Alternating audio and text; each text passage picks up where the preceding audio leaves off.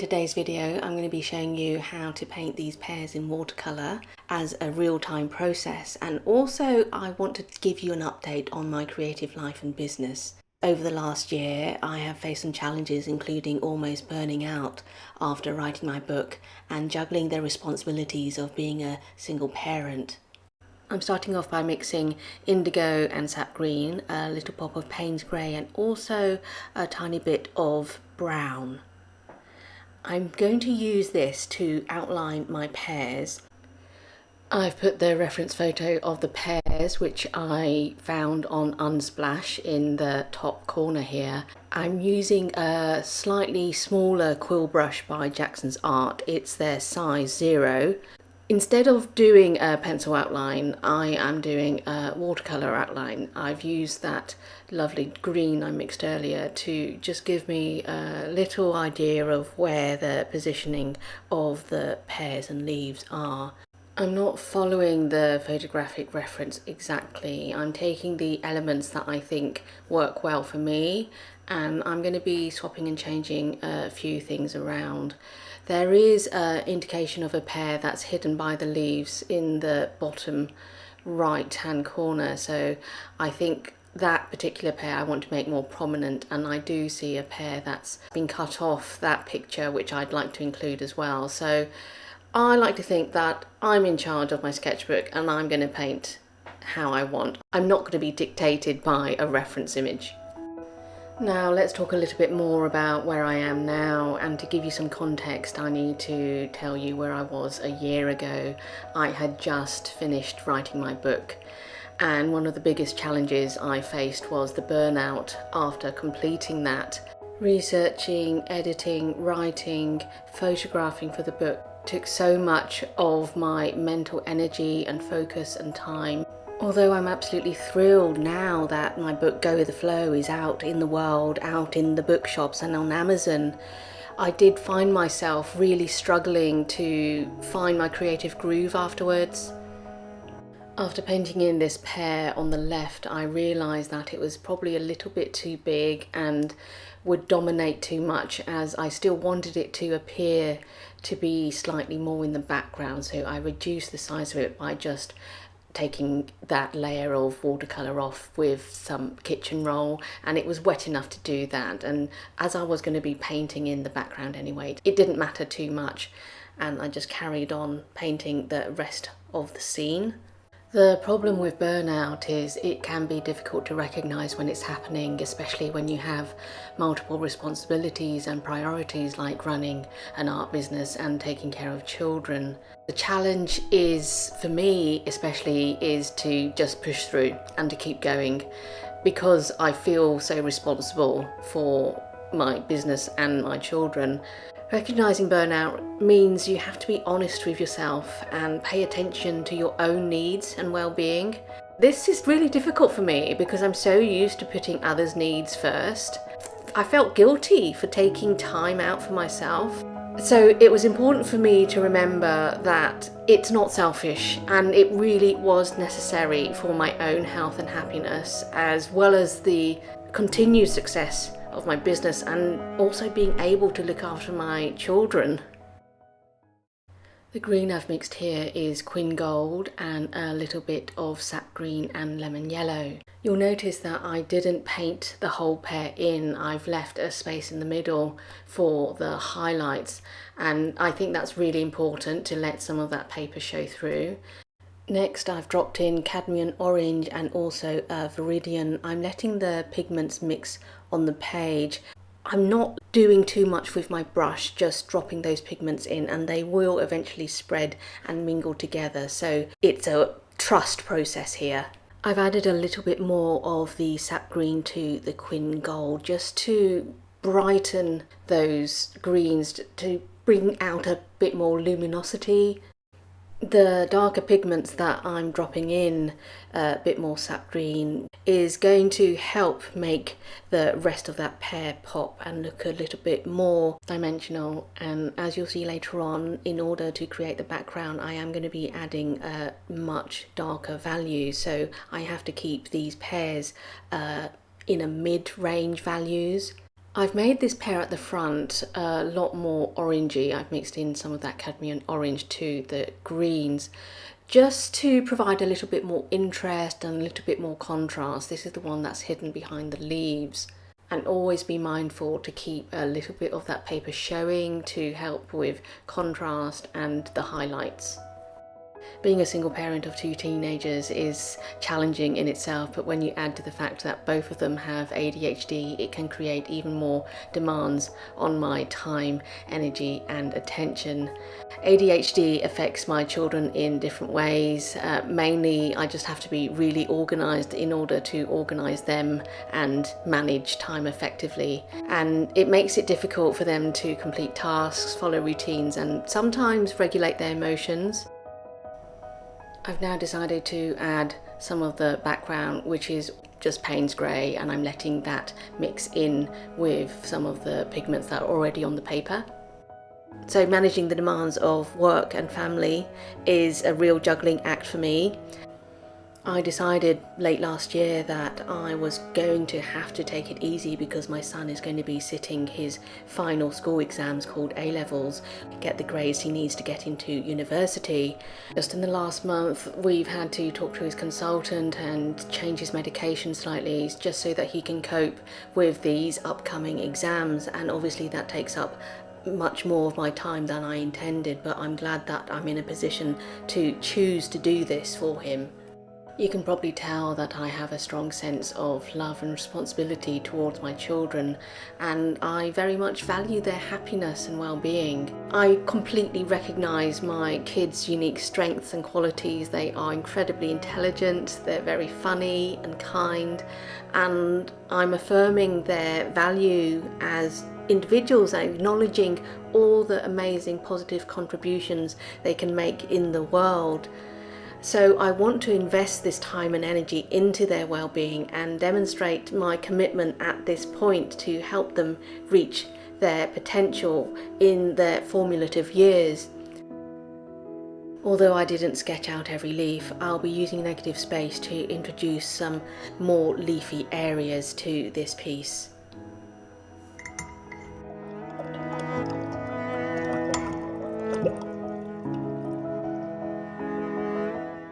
I want to emphasise when working from reference, it is up to you to pick and choose what you include and what you take out.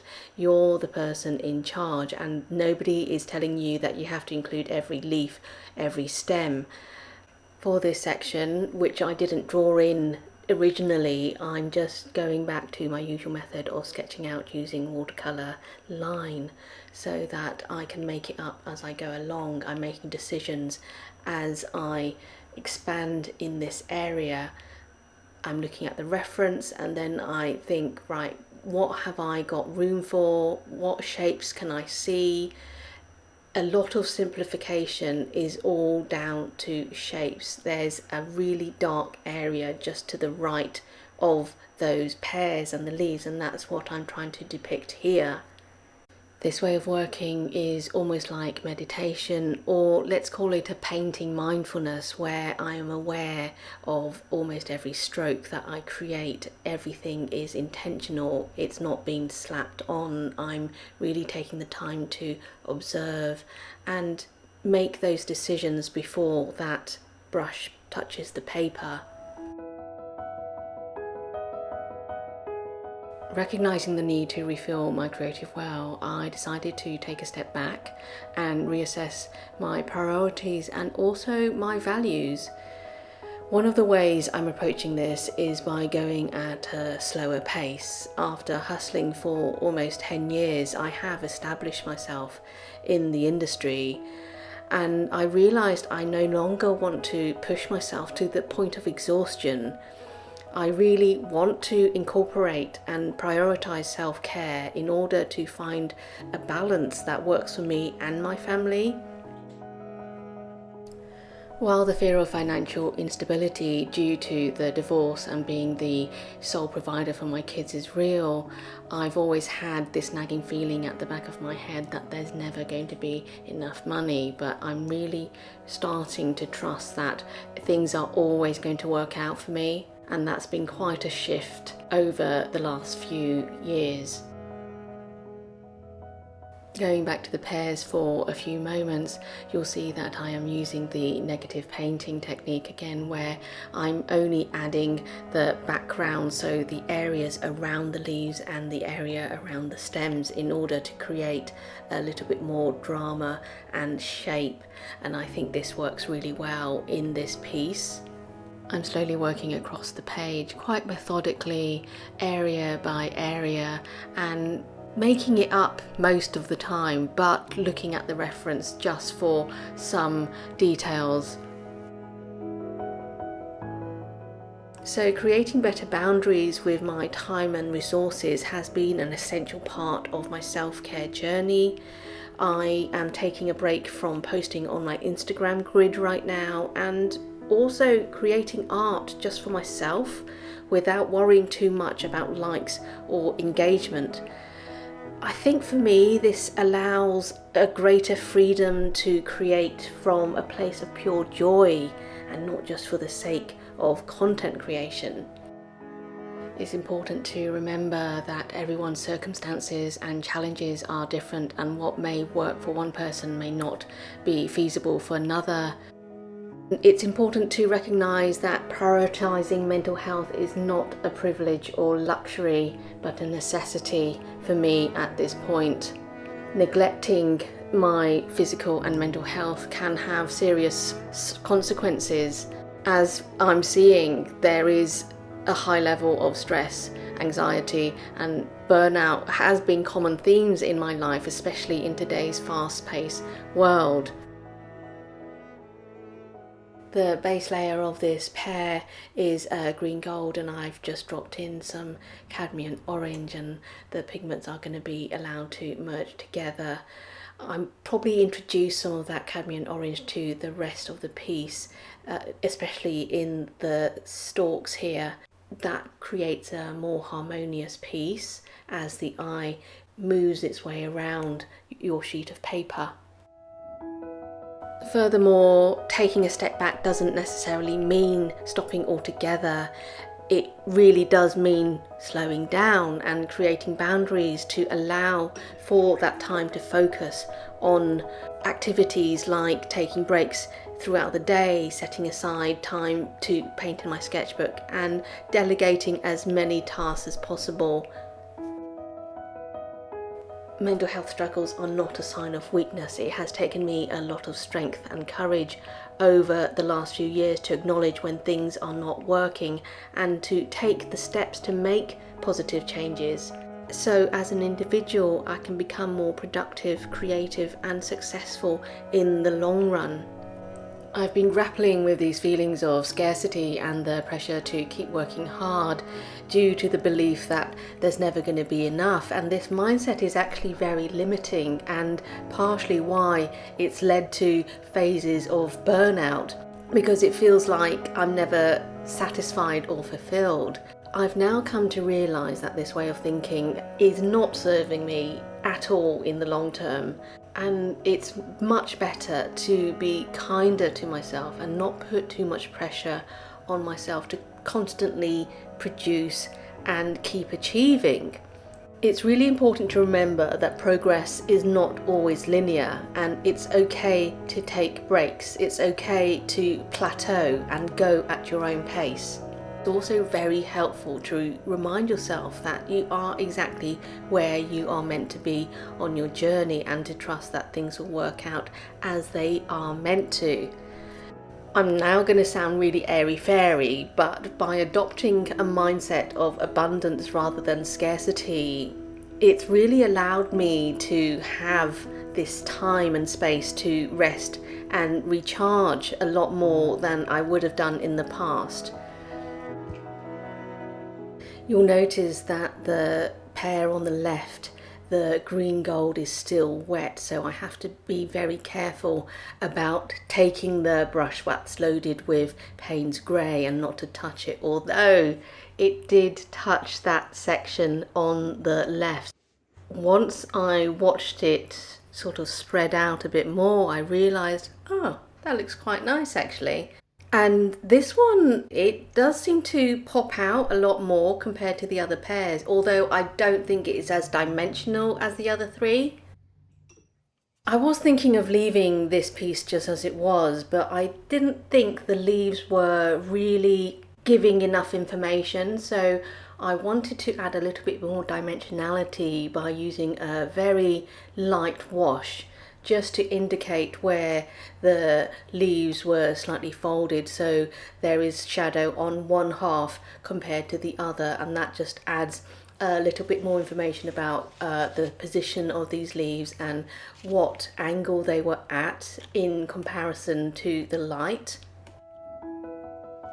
At this point, I want to say that I have felt very vulnerable talking about my mental health and some of the real challenges that I have faced in the last year. It's not something I talk about very openly. If you feel uncomfortable about me talking about this, I'd like to know, but otherwise, if you think this is a great format and you'd like me to share more about my real behind the scenes, where I'm at emotionally, because as artists I think we are very emotional people, then please let me know in the comments. If you've enjoyed this video, then leave me a thumbs up, hit subscribe, and also let me know if there's any other questions that you'd like me to answer in future videos. I do read all the comments and I love responding to them when I'm able to. I'm now putting the finishing touches to this piece. I've gone in with a much more concentrated Payne's grey just to really help with the areas of contrast and to help define certain edges, especially where there's stalks or leaves, so that the pears really stand out. They are meant to be the stars of the show in this particular piece. It was really important for me to bring a lot more balance back into the art that I created, which included getting back into food illustration. That is the other side of my business. I work with major brands like Tesco's and public supermarkets. I think that this has been missing for a really long time, so I'm going to allow myself to keep exploring food themes in my sketchbooks. And for me, food is a subject that evokes a lot of emotions and memories, and it gives me a lot of artistic expression. This is one of my passions and I really need to pursue it. So neglecting this passion is like neglecting my identity and self-expression. By continuing to engage in this passion, it's going to provide me a lot more purpose and satisfaction. Being really intentional about how I'm spending my time and resources involves being deliberate and purposeful with my choices and actions. It also helps me to prioritize what truly matters in life, such as personal goals, relationships, and meaningful experiences. By focusing on what's most important, I can avoid wasting time on the things that don't contribute to my overall well-being or sense of fulfillment. I really love how these pears evolved. They just kind of spread across the page and the leaves started emerging and the pears were really starting to stand out against the darker background. I love seeing those pigments mix, and there's little surprises in there. I keep looking at it and I think how marvellous it is to see all these interactions upon my sketchbook page.